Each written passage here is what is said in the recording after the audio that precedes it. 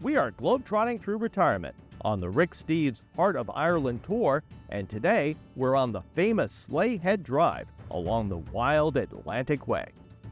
This drive here is regarded as one of the finest coastal drives in the southwest of Ireland. Tim Collins is our local guide for today, and he has great stories that bring this place to life. Now, this road was constructed around the time of the famine as a works project, 1835, 1850. And it's quite narrow, and it carries all this nature traffic now on the peninsula. It's a two-way road. Both sides is three, but it's one way to the coaches. On this life-changing journey, we make sure that we get seats up front to soak in every incredible inch of this epic adventure. Now, George is they're off at a hard pace.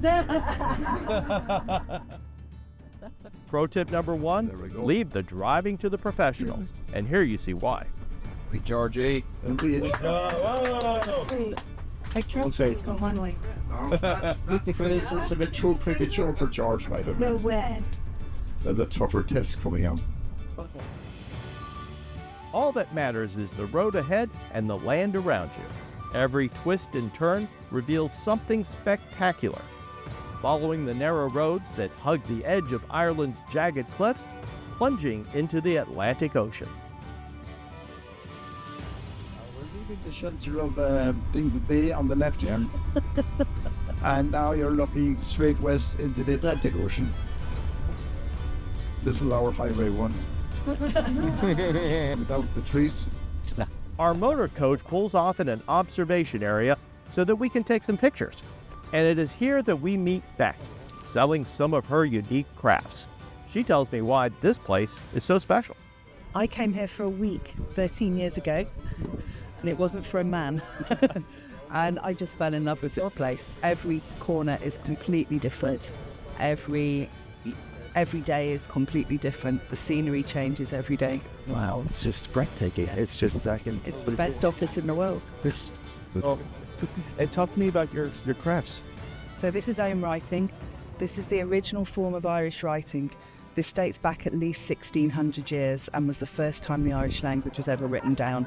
And over there is an original standing stone, and there are over 70 on this peninsula that have its original writing on it. Wow, it's just fascinating. And it was one of Europe's first written languages, so we use the old roof slates from the cottages to write the ogham onto it. This is rugged farmland, perfect for goats and sheep, and where the first people of Western Ireland arrived. On the beach down there on the left is where the archaeologists discovered early settlement of the peninsula. They were doing a dig on the beach there about 50 years ago, and they found evidence there of some pottery, some bone, and some artifacts. So that there was one of the first entry points up to the peninsula 4,500 years ago, when these early settlers came in from the continent of Europe. Now on the left side there are 6 islands, the Blasket Islands. They've all been occupied now since 1953. The smaller islands had 1 or 2 families. The Great Blasket Island had a population one time of 180. And if the beauty of that drive wasn't enough, you get here to the westernmost part of Ireland, North America on the other side of the Atlantic, but before that, the Great Blasket Islands, and they have an amazing story just on their own. We enjoy hearing about the history of these people at the well-presented Visitor Center. This stunning mural greets you. The panel is composed of over 300 pieces of glass assembled to depict life on the island. It's really stunning. Walking through the gallery, we read more about the people of the Great Blasket Islands, home to a remote community dating back to the 1600s, with inhabitants living here until 1953.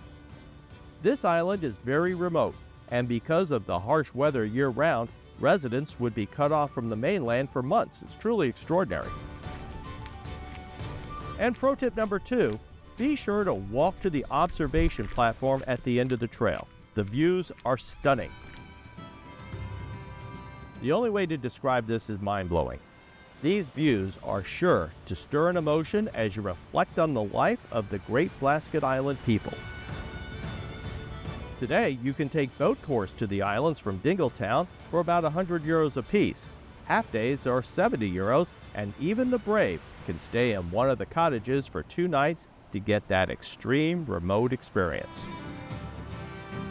We continue our journey through County Kerry next by meeting more fascinating people who call this area home. Those who are carrying on the old world traditions and crafts of the Emerald Isle.